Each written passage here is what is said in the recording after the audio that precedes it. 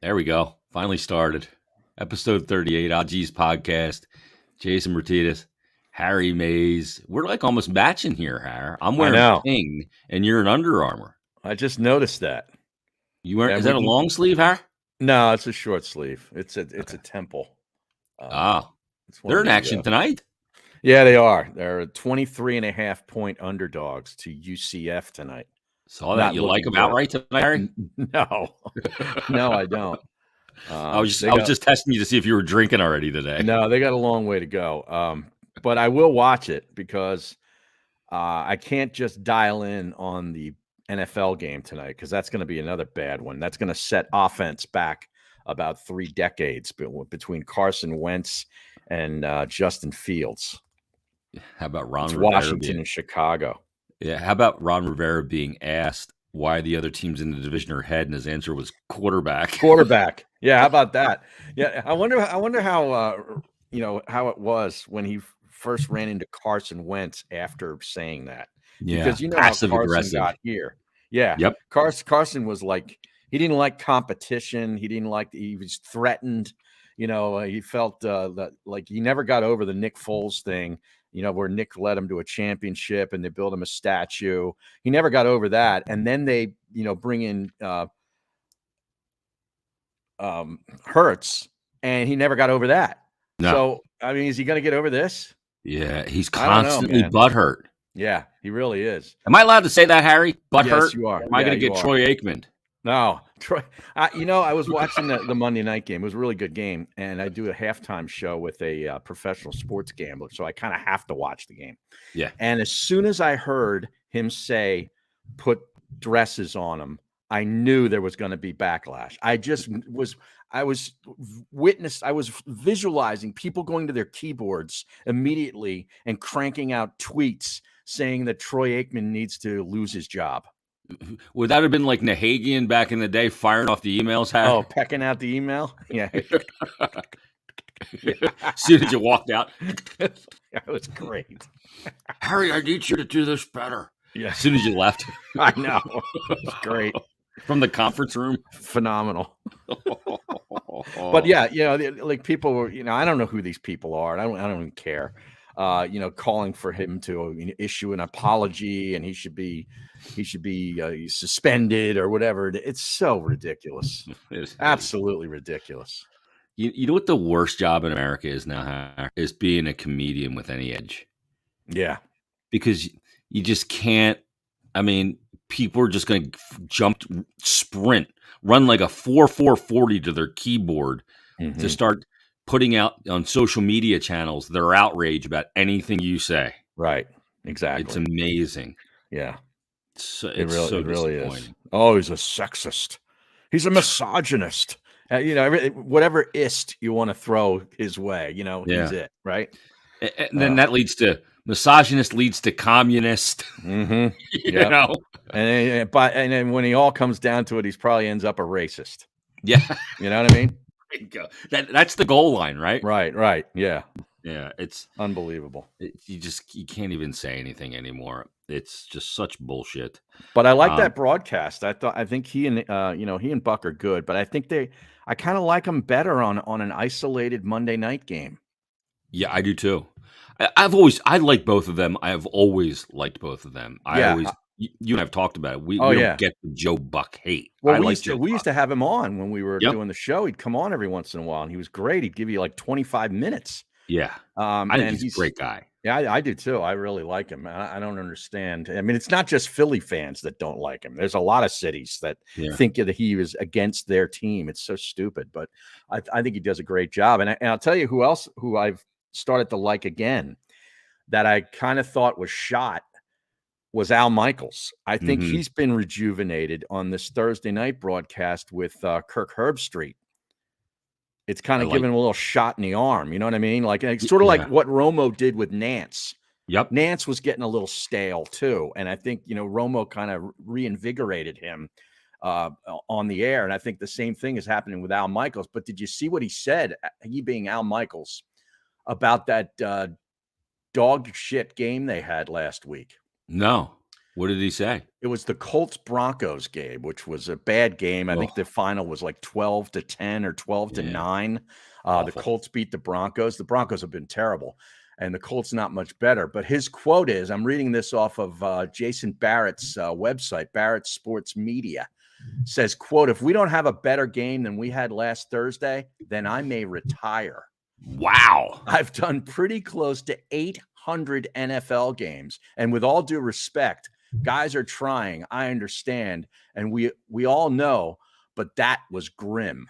It was a terrible performance and a bad game. Hopefully, that's a one-off. Wow. Al throwing down a gauntlet to the players. How about that? Man the fuck up and play better or I'm out. Now you know what the deal is there, right? Yeah, he didn't hit the over. He had the over and it didn't hit. Exactly. Yes, that's exactly right. You could hear it in his call when I know.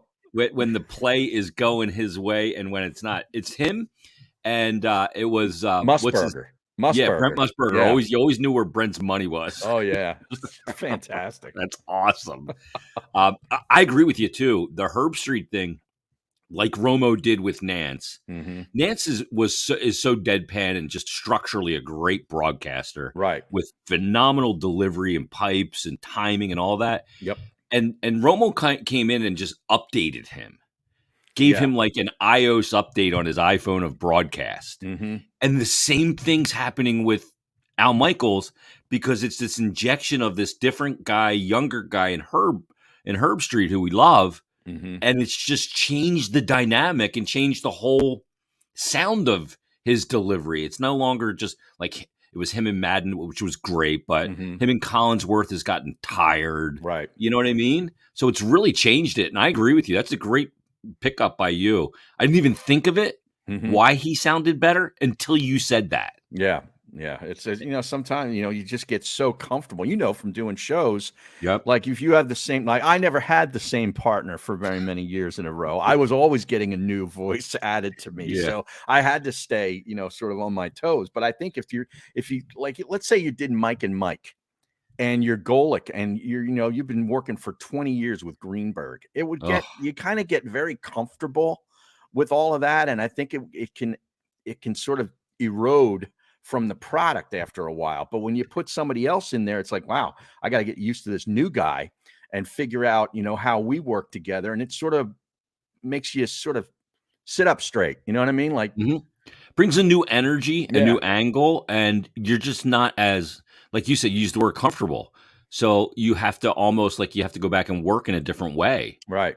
And it invigorates you and brings you back to a hungrier form of yourself. Like, I mean, I can imagine working with Greenberg for a year and being tired. Oh, that would drive me crazy. With that guy. Yeah, absolutely. I mean, he's one of those guys I just don't jive with. Well, I mean, think about, here's another one. I mean, 30 years. Angelo Cataldi and Al Morgani have been together. How long?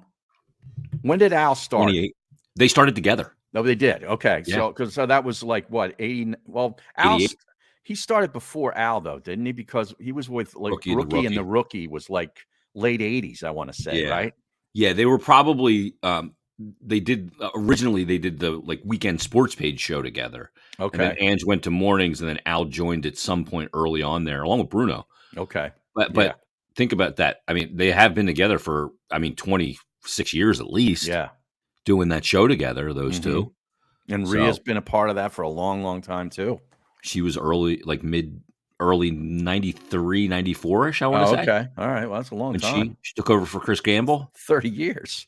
Yeah, it's a long time. Yeah. It's a long time to be doing a show with the same people. I mean, one thing hasn't changed with that show. Ange dominates it. Right. Everybody else is a little bit of salt here, a little bit of cayenne pepper there. You got Jonesy. Yeah, Jonesy's fantastic. Yeah, and he came in, I want to say, Howard, 01 is when he started. Is that right? He's been there that long.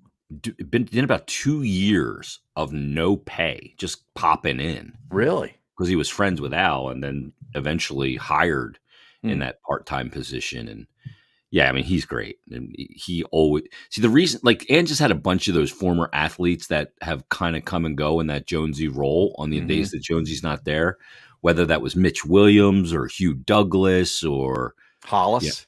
Hollis, yep, that's another one. I mean, Ruben Amaro, Oh yeah. Johnny Marzano, rest in peace. Oh yeah. I All remember those him. guys, right? Mm-hmm. But none of them have worked like Jonesy, Mm-hmm. and it's really simple why.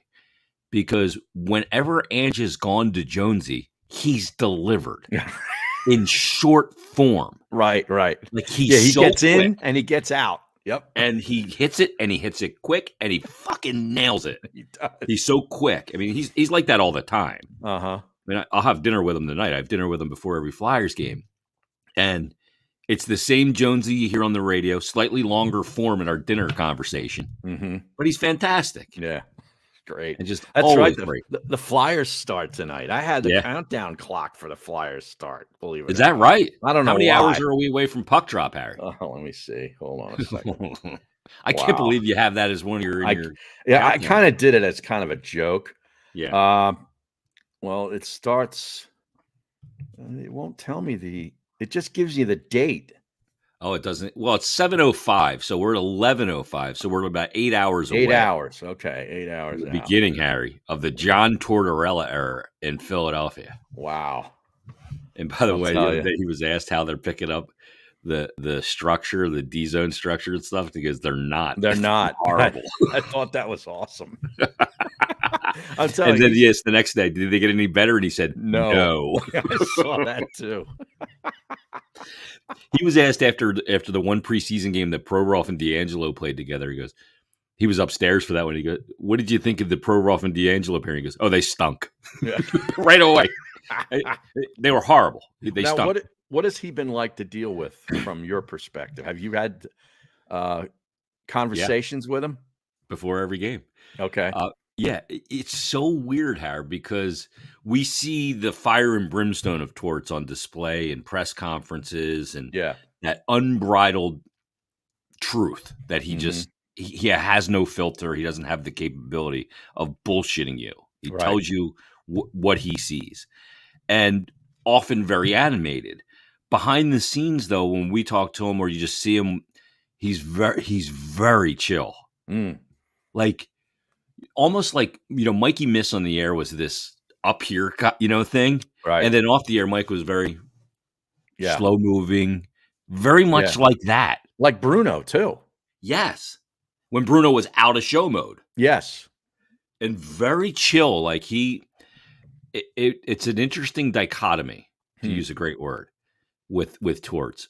And in our conversations, we get information from the coach before a broadcast. We ask a bunch of questions, some of which we can use on the air, some of which is just knowledge that is good for us to have that we can use as like background or whatever. Right. Some of it is not for air, clearly, and we can't violate that. We never do. But just talking to him is so educational, and I love having conversations with him. You know how I feel about the man. Yeah. Like, I love the guy. Oh, yeah. I'm a huge fan, and that's one of the things about this season that I'm super excited about is getting to deal with Torts on a day-to-day basis. So I'm excited about that. He's going to be the star this year, I think. I mean, oh yeah. He's going to tell people reality. He's not going to give you any fluff or any bullshit. There's no sugarcoating going on with him. Yeah. No sugar in his cabinets, Harry. Right. So I'm looking forward to dealing with him, and it's a long season, man. It's a fucking grind. 82, right? Yeah. The whole thing. So I'm looking forward to it. I like the commercials that I'm seeing with Messier. Have you seen that yet? The ESPN commercials? Yeah. It's pretty good. Yeah. Pretty good. I don't love him as a broadcaster or an analyst, whatever you want to call it, but it's mess. Like, he played the game like a fucking man. Yeah. Yeah. He's a tough bastard. He's a very masculine man. Yeah. Like that head. Yeah. That forehead. Yeah. But it looks good bald, though. Like, he looks good. He looks great. Yeah. Still looks like he could play. Still looks fit. You know why he looks like he could play, Harry? Because he could. Exactly. I think he could still play a fourth line role. Right. Fit as they could. Brindamore could play still, too. Oh, yeah. Yeah. I believe that. Up, too. Did you see the Monday Night Football game? This past Monday? Yeah, Kansas No. City and the Las Vegas Raiders. A good No, but I game. did see some clips Ended of up 30-29. Yeah. Raiders lose. There were some crazy decisions by some coaches about 2-point conversions and all that. It was just, I don't get it. But anyway, the Chiefs won. And as they're coming off the field, Devontae Adams, who's, obviously with the Raiders, he had a big game too, was walking into the tunnel. And a camera guy, with a television camera, a handheld thing, sort of steps right out in front of him, out of nowhere. And Devontae Adams pushed him out of the way, and evidently the guy fell.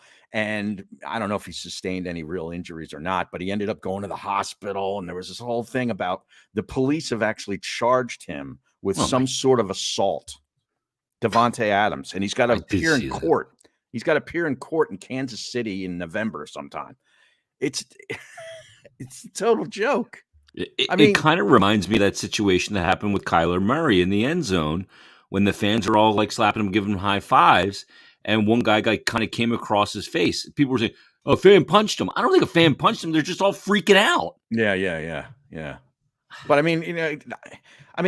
I can kind of see it from both perspectives. You're a player. You're trying to get the hell into the locker room. You just lost. Yeah, get out of my way. You're pissed off, and all of a sudden, this guy comes out right in front of your, where you're walking with a camera, and you're just like, get that out of here. It's almost like a paparazzi guy, trying to get in front of a celebrity as they're trying to get into a limo, and you're just like, get the hell off me.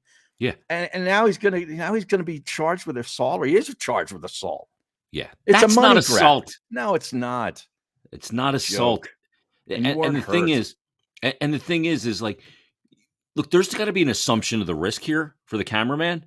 Mm-hmm. When a football player comes off the field all hyped up after a loss, they may not be the most gracious agreeable at that time. Yes. Yeah. Exactly. You got to realize, hey, there's a lot of energy and a lot of emotion that's still boiling. Mm-hmm. Don't stick your hand in that pot because it's not cooled yet. Right. You might get burned a little bit.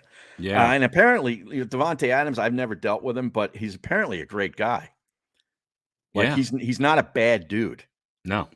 This isn't like Antonio Brown or something. You know what I'm saying? Oh, how about that, J.O.? Oh man, he's out of control. Whipping out his junk in the pool. I mean, what are you doing, dude? Yeah. Now we don't really know what went down there either.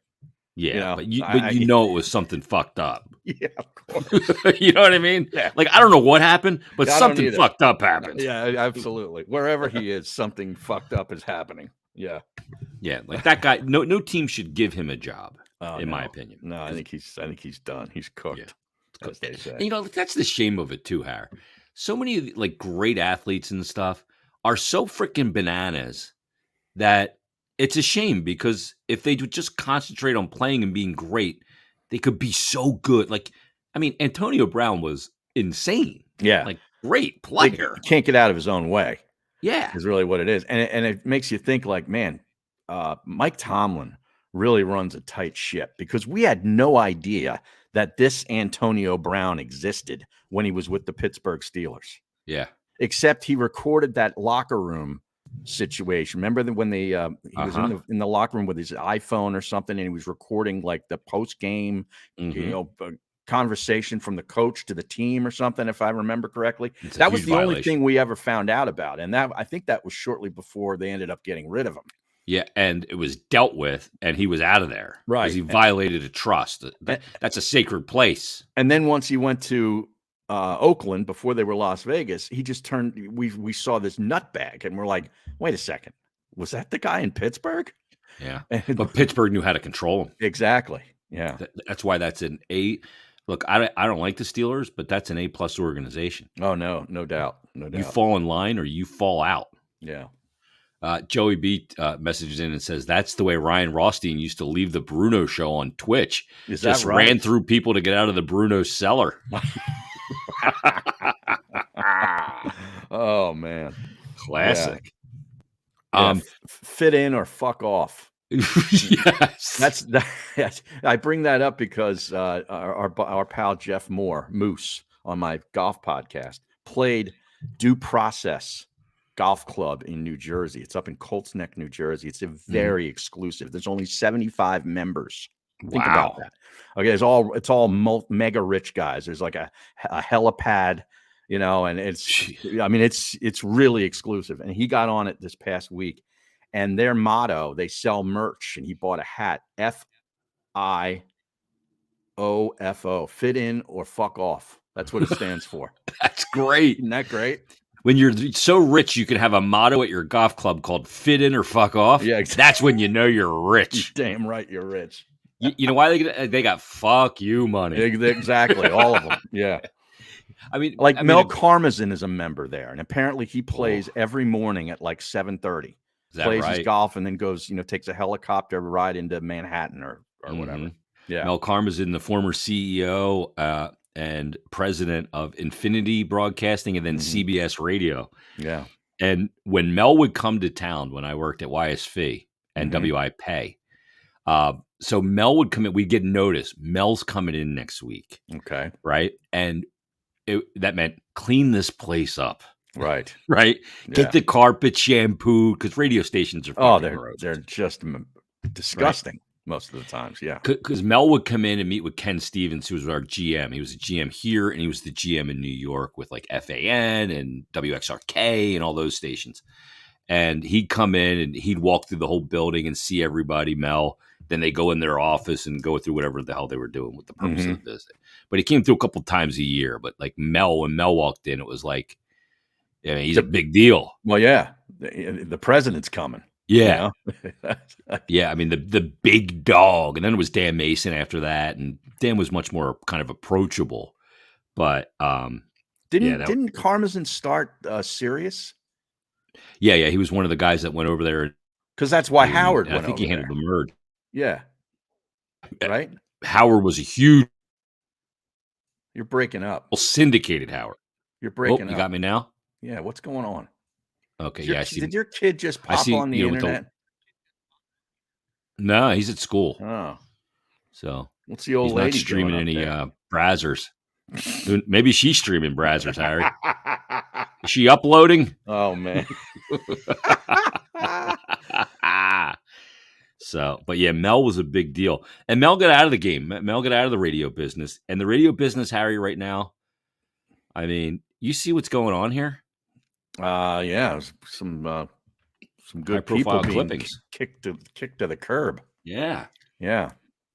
Our old colleague, Jamie Lynch. Yeah, the silent bro one time. Yeah, it was the silent bro, and then it was the bro, and then it was Jamie Lynch. Yep. Yeah. And he got let go, last Thursday? So a week ago today. By the way, the day I think he was supposed to travel to Arizona. Because they had a trip out there, the morning show for the football game against the Cardinals. Yeah. And I think he was all pumped up to go.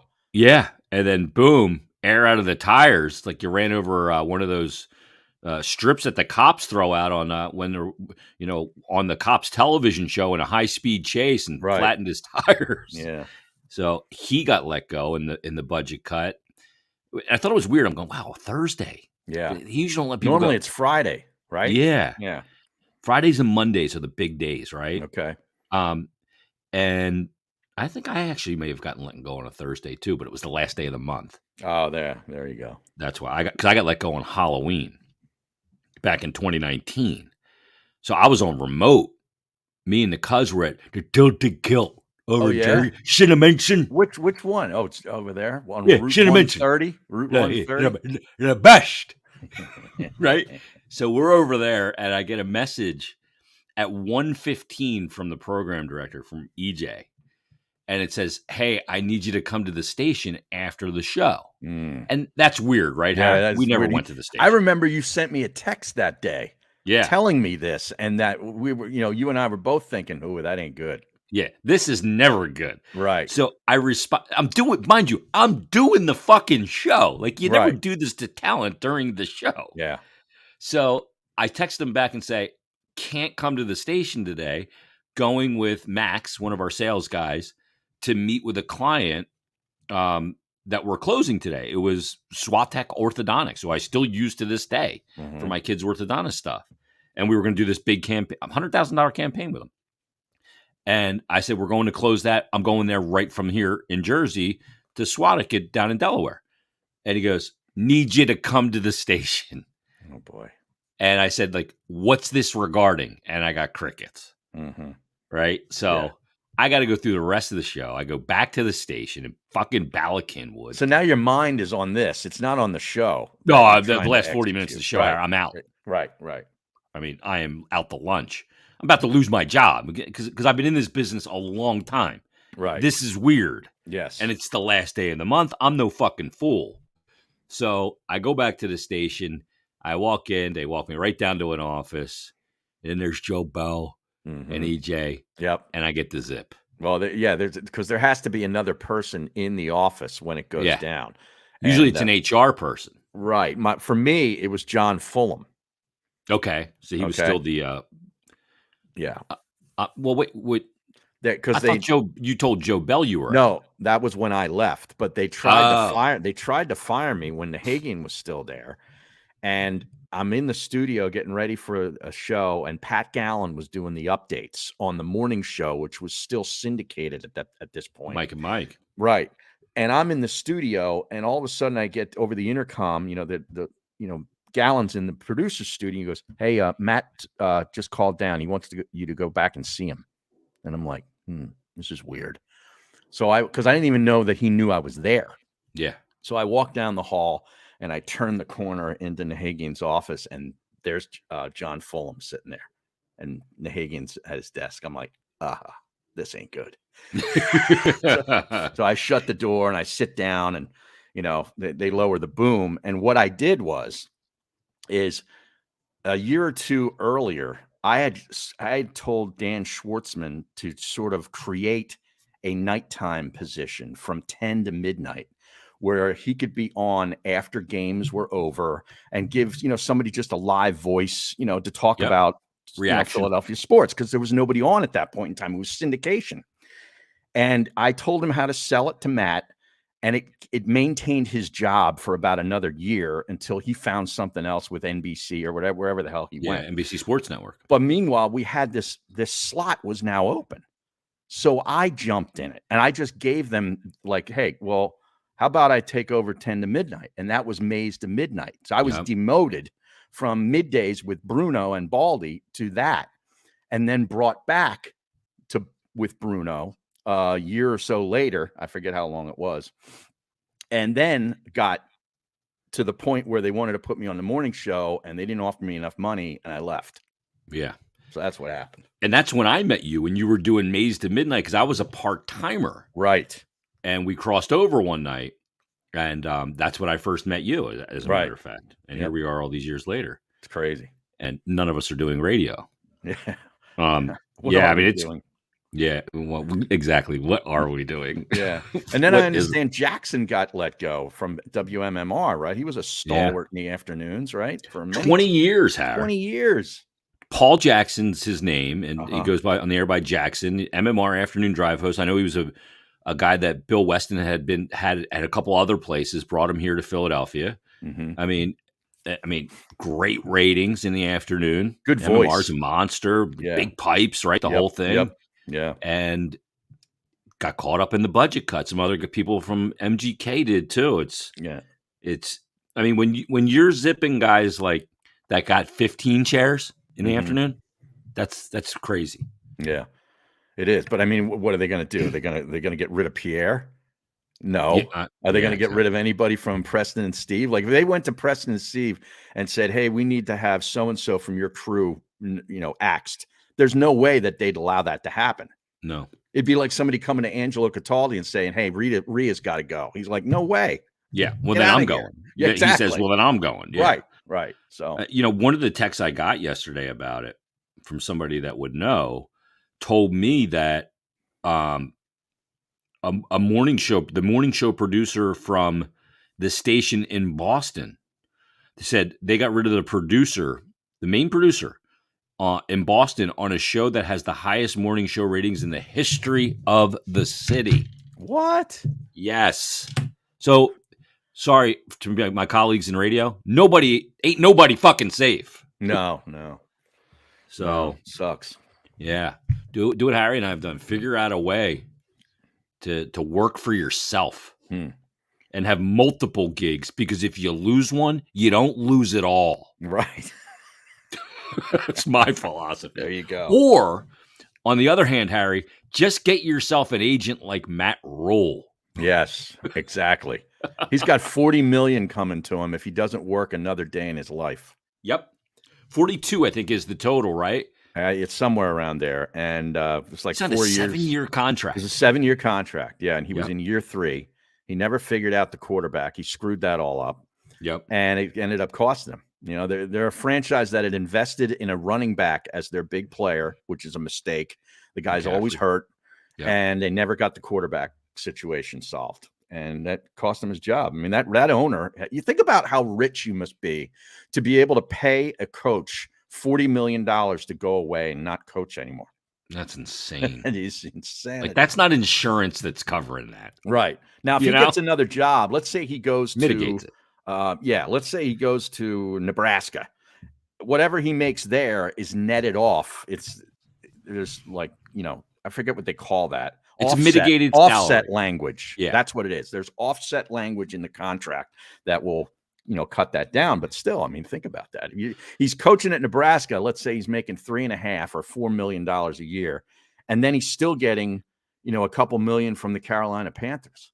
Yeah. So no matter what he does, whether he takes a job making $100,000 or $6 million, he's still bringing home the $7 million, no matter what total that he was signed that contract for, because say $6 million of it is from paid by Nebraska. Right. The other million's still coming. The shortfall is still going to come. It's crazy from the Carolina Panthers. Yeah, it's amazing. Yeah, it's salary mitigation is what it's called, and it's the offset that he's guaranteed to get it. I mean, good on him. And knowing Matt Rule, he's not going to just sit on his ass for the next couple of years and count the money. He wants to coach. Yeah, now, Howard, does he go back to the college game? Probably. Yeah. And no pro team's going to touch him now. He's going to have to go back and, rehabilitate. Yeah. He's going to have to rehabilitate his image. Yep. Can we have James Franklin zipped and bring Matt Rule home to State College, please? Hey, you're the Penn State guy. I'm not allowed to comment on that. Yeah. Okay. Well, I mean, I was saying it to Matt when he was at Temple. Mm-hmm. Like, when are you going home? Like, you got a nice property up there on Beaver Avenue. We can find you. Mm-hmm. Let's go. Let's go back home, because he'd be great at Penn State. Obviously, grew up there after moving from New York. Yeah. I'd say I feel bad for him, Harry, but I don't feel bad for him with that kind of dough. Not with that kind of dough. And you can't fuck up the quarterback spot. You can't go from Cam Newton to Bridgewater to Darnold to Baker Mayfield. Like, you can't do that. I knew Baker Mayfield was not the answer. I mean, but anyway, and I feel bad for a guy like Ed Foley, though, because now he got fired. He was a special teams coach for the Panthers, of course, from Temple. Yep. And now the new coach was elevated, this Wilkes guy, who was actually a head coach for, I think, one season with the Cardinals a few years ago, and he got zipped. He was a defensive coach on Rule's staff. He's now going to be the head coach for the rest of the year, and he immediately zipped Ed Foley, from what I understand. Yeah, and see, that's a guy I do feel bad for, because Ed Foley doesn't have $40 million coming over the next 4 years. Right. You know? Yeah, it's a shame. The fallout goes well beyond a head coach. Yeah. Because there's a lot of guys that were depending on his success, and it didn't happen. So it is a very unfortunate situation down there in Carolina. And, we got to check in with Colin, see how he's handling the situation down there. Yeah, obviously. That's not good. I haven't heard. Head down right now for him, I'm sure. No question about it. Go ahead. Well, did you see this thing with Dan Snyder, of course, the embattled owner with the Washington Commanders? I still find that very hard to say. I saw this morning, actually, or maybe it was last night, an ESPN senior writer, and I've read most of the piece that he did on ESPN.com. Don Van Natta Jr. wrote this piece on an exclusive on Dan Snyder, where Snyder, there's a quote in here that says, "They can't fuck with me," Snyder told an associate. "The NFL is a mafia." And he said to look inside Snyder's survival guide. Evidently, Snyder is telling people that he's got dirt on many of the other owners in the NFL, and that's why he will never be able to be relieved of his duties.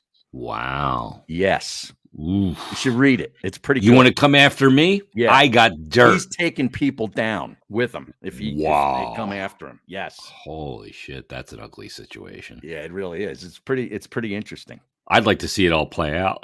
I would too. Totally. Yeah. Who are the owners? Who Exactly. does he have dirt on? Well, they're saying one of them is Jerry. Of course, right? Yeah. That's the slam dunk one out of the gate. That it's Jerry's going to be one. Here's one of the quotes in here. I'm looking at the piece now. The NFL is a mafia. He recently told an associate, quote, all the owners hate each other, end quote. One owner, they go to another owner, and the owner says, that's not true. All the owners hate Dan. Yeah. That's Dan's perception versus the other owner's perception. Exactly. Yeah. Well, the other owners are going to see this piece, and they're going to try and find a way to get this guy out. Right. He made himself persona non grata. Yep. He says he's got dirt on Goodell too. On the commish. Wow.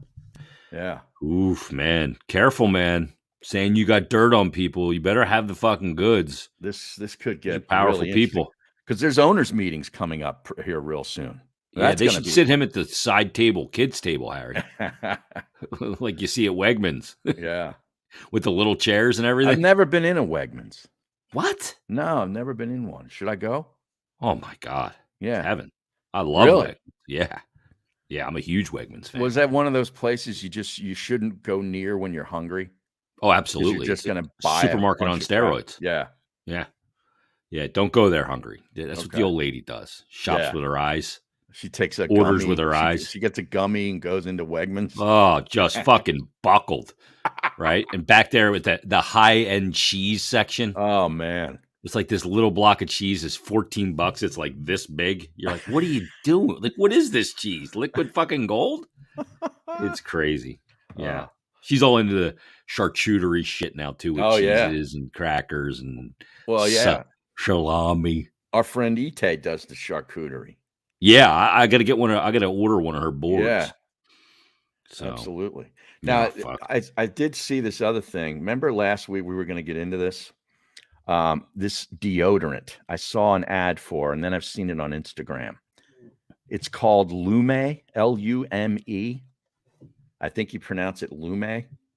And it says... Not Yerky Lume, the former defenseman for the Vancouver Canucks, Harry. Oh, God, no, not him. I don't think it has anything. So what does that say? Smell better naked? Smell better naked is the ad. Outrageously effective odor control for pits, feet, and privates. Try this is for women. I think it's for anybody that feels they need it. So you need a deodorant under your yam bag? Yeah, well, that's the thing. Like, smell better naked. I don't want deodorant on my naked partner. I want her to be clean. Just get in the fucking shower.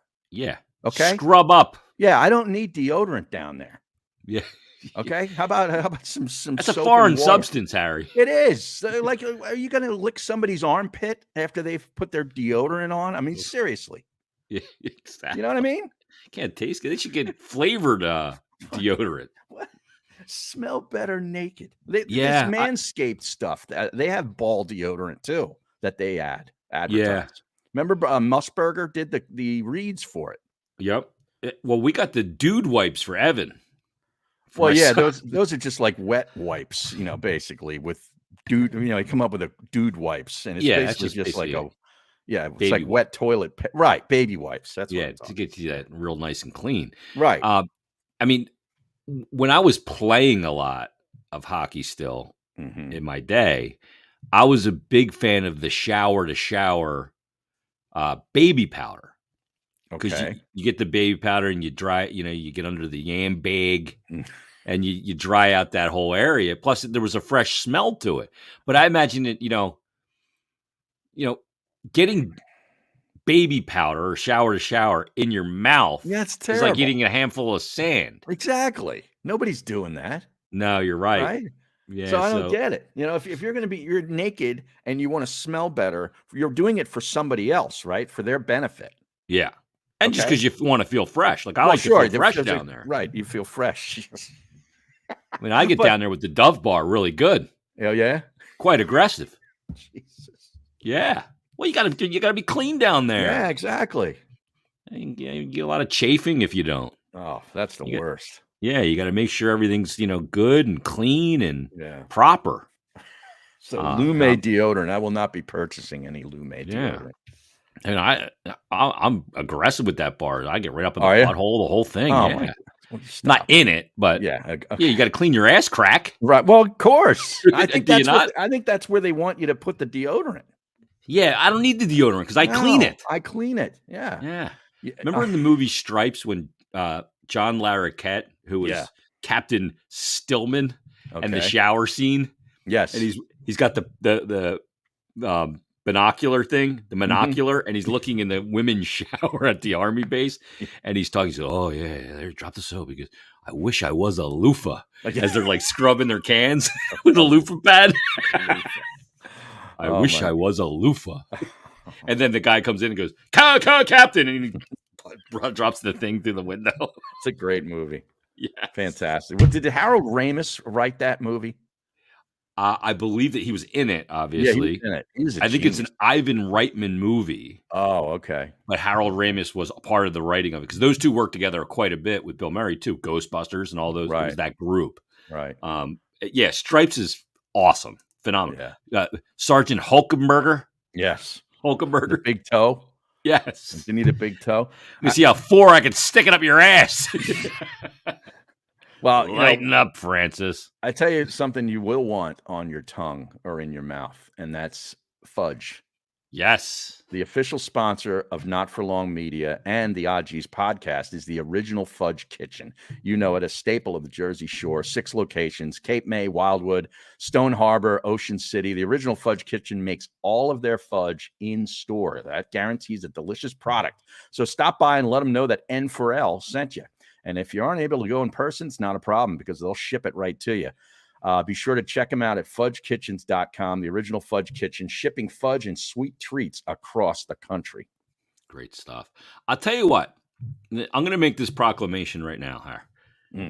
Had radio allowed shows like what we've just done for the past 42 minutes be on the radio daily, they wouldn't be in the pickle they're in right now. Well, they used to. Long time ago, though. Opie and Anthony. Yeah, but right?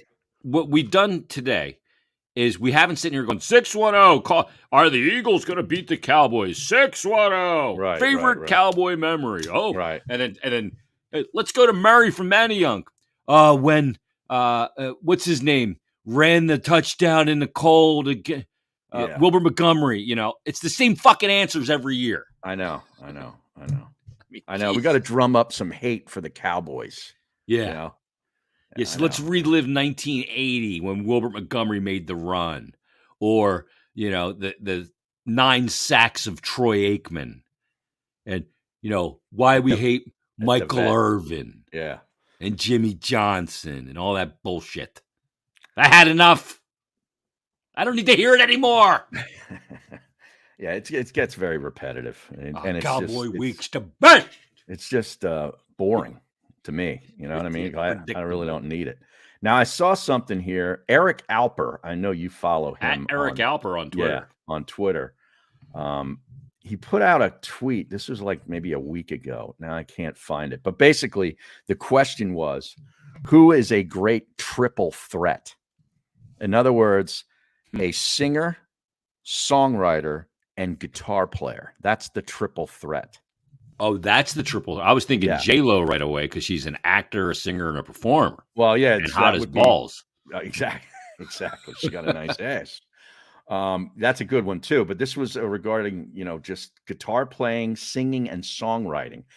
And when I looked at some of the responses, I'm just like, people don't understand what a great guitar player is.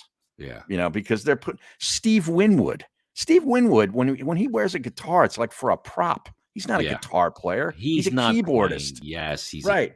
Yes. But the one that was named many times and I totally agree with it because I saw him live. Prince. Yes. Great one. That guy was a phenomenal guitarist. Yep. A lot of people might not know that unless they saw him live. Yeah. He's a phenomenal musician, guitarist, great singer. So it's guitar player, writer, and singer. Those are the three, the triple threat. Yeah. I mean, to me, James Hetfield is obviously there from Metallica in the hard rock scene because he's the primary riff writer for Metallica. Obviously writes the words and the lyrics, and to me is a great hard rock metal singer. You know, a signature style too. Yes. You know, very aggressive. Yeah. Yeah. You know, it's not it's yeah. You know, yeah, right. So he is definitely there. Other ones that are like because Stevie Ray Vaughan. Yes, I thought of him too. Yeah, he's a great singer. Yeah. It was different. I mean, his singing was overshadowed by his guitar playing because it was so great. Yeah. And I saw him live too. Yeah, he was phenomenal. So jealous of that, by the way. Yeah, he was phenomenal. I mean, could you put a guy like Joe Walsh in there, Harry? Yes, absolutely. I mean, Joe's got a very distinctive voice, right? Both with his guitar voicing and his voice voicing, right, are distinctive. Some Chrissy people. Hine? Oh yeah, I love the Pretenders. Yeah, I mean, she played a nice telly. Yeah, she was great. Some people were putting in Bob Dylan. Now he's not a great singer. I don't think he's a great singer either. Although I like him, I love listening to him. Yeah, that's a tribute to how good the songs are. He's distinctive too, though. Yeah. Sort of like Neil Young. Like I wouldn't say Neil Young's a great singer, but he's got a very distinctive voice. That tells you how good the songs are that they've written. Yeah, because their voice is actually dog shit. Right. But it's still great music because the songs are so like when you listen to the acoustic version of Old Man from fucking Neil Young, like his voice isn't great, but the song is phenomenal. It is. It is. There were almost 7,000 replies to this tweet. I'm trying to think about triple threat. Yeah, I'm trying to think of some other great ones. Like Joey B said Billy Joel, but he's more of a piano guy. He's not a guitar player. Yeah, I mean, he played a little bit of guitar, especially on Glass Houses. Yeah, but you know, but I don't think of him as a guitar player. Keith Urban, now there's a good one. Yeah, that's a good one. He's a good musician, great guitar player. Yeah, and good singer, obviously. Yeah. I mean, there's probably a bunch in that country genre. Yeah, there are. George Harrison. Yeah. Yeah. I mean, you could go with Lennon, Harrison, either or. Both are great. Yeah. I loved Harrison. I was a big Harry. How about David Gilmour, Harry? Oh yeah, he's great. One of the I think great he's a great lyricists. singer. Phenomenal. He didn't even know he could sing. I know. That's the crazy part. And Roger Waters, I've been watching all these documentaries on Pink Floyd lately. Roger Waters didn't know he could write songs until he had to when Syd Barrett went crazy in '69. Right. He said, we thought we were fucked. Really? He just guested recently on Rogan's podcast.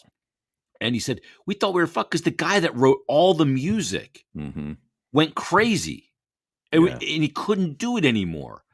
He goes, so he's like, I wrote like 10 or maybe 15% of the songs. And then all of a sudden I had to. And what does he do?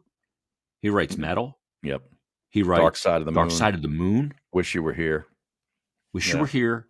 And The Wall. Yeah. Hello. Yeah. Is there anybody out there? Yeah. Do we need any more? Yes, seriously. Now, Tom Petty. Great one. I don't think he's a great guitar player. No, he's a great songwriter. He's a great songwriter, and I love his singing. But I don't know about the guitar playing. I don't know. How about James Taylor, Harry? Yeah, he's a great guitar player. He's a very good acoustic guitar player. Yeah, yeah. I mean, Stephen Stills. Oh, I love Wooden Ships, Harry. Yeah. Or Whipping Post. Well, that's the Allman Brothers. Yeah. Oh yeah, Whipping Post, the Allman. What am I thinking? Yeah. Well, you go Dickie Betts. Exactly. Dwayne Allman. I mean, there's some great ones. Yeah, because he sang too, Dickie Betts. Yeah, absolutely. I'm trying to think of some more recent guys too. What about John Mayer? Oh yeah, he's a really good guitar player. A phenomenal guitar player. Yeah, and I like his singing too. Yeah, and it's not, your body is the wonderland. That's not John Mayer. That was one song. Yeah, No, he's great, and all the stuff he's done with Bob Weir too. Yeah, Dead and Company. Yep. And Jerry, gonna put Jerry on that list. Garcia and Hendrix, of course. Yeah. So, yeah. Some good ones. I wouldn't put Cobain on the list.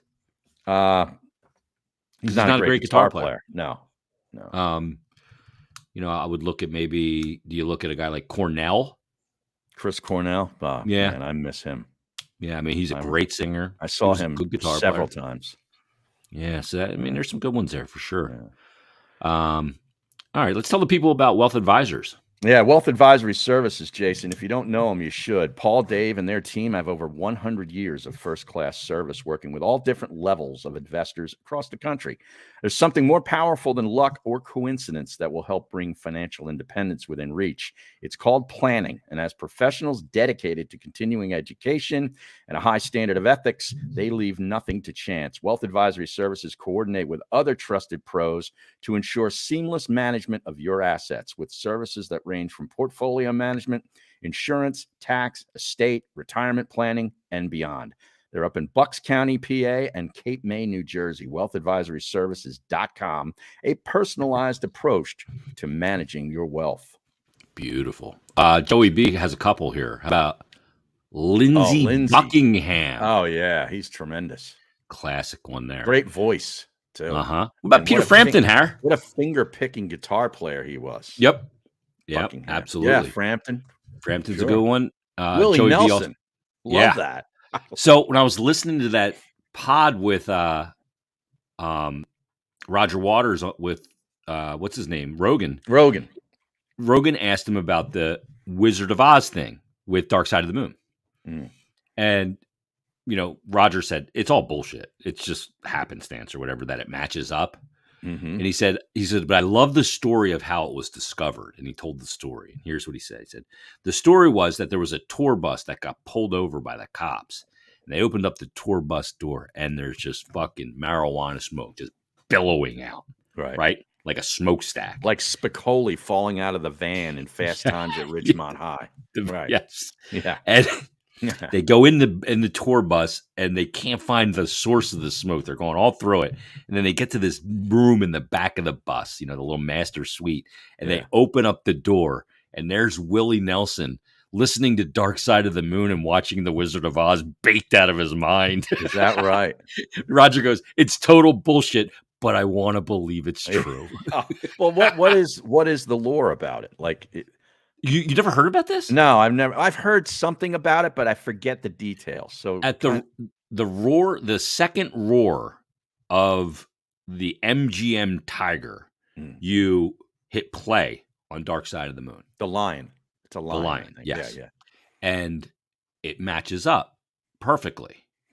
Like the Wizard of Oz, the hurricane scene, the tornado rather, matches up with the Great Gig in the Sky. All right. And like the screaming and everything. That's a great and then, song. Then when the Wicked Witch of the West is riding her bike, as soon as they show her riding her bike, she's ringing the bell on her handlebars. Oh, that's the beginning of Time. Time. Yeah. Okay. And Harry, it matches up like balls on perfect. Wow. Yeah, you got to do it. You got to get her all ripped up, get out the pen. Wow. Yeah, just come over and visit the old lady. We'll get you good and buckled, and we'll watch it. Okay. Yeah, me and the old lady stopped by the dispensary last week. She got the updated card. Oh, yeah? Oh, Jesus. She gave me the cash to hand. I go, how much are you getting? She goes, it'll last me a while. Jeez. I said, what a week. Let's get the dispensary to sponsor the podcast. Yeah, Beyond Hello. That's a good idea. Yeah. Great idea. Yeah. All right, so let's wrap it up. This was 53 minutes of absolute off the rails, no planning, no nothing. Do we have anybody else we need to thank, Harry? Yes, Som Sleep. Yes. You got to getsom.com, www.getsom.com. Use the code G's for 10% off your order, and get Som Sleep, man. You got to chill out, man, before you go to bed. It helps you calm you down, and you're going to sleep better. Love it. So get some sleep. I'm going to get some before I'm taking the old hockey nap before the game tonight. You might fall asleep during the game tonight. Well, yeah. I'm going to take an upper for the game tonight. Yeah. Everybody, thanks for listening. Thanks for watching. Leave us a 5-star rating and review. We will get the rating and reviews next week. I saw some new ones come in. Oh, good. So thanks for those. And we'll talk to you next week on a brand new episode of the Odd G's podcast. Have a great week, everybody.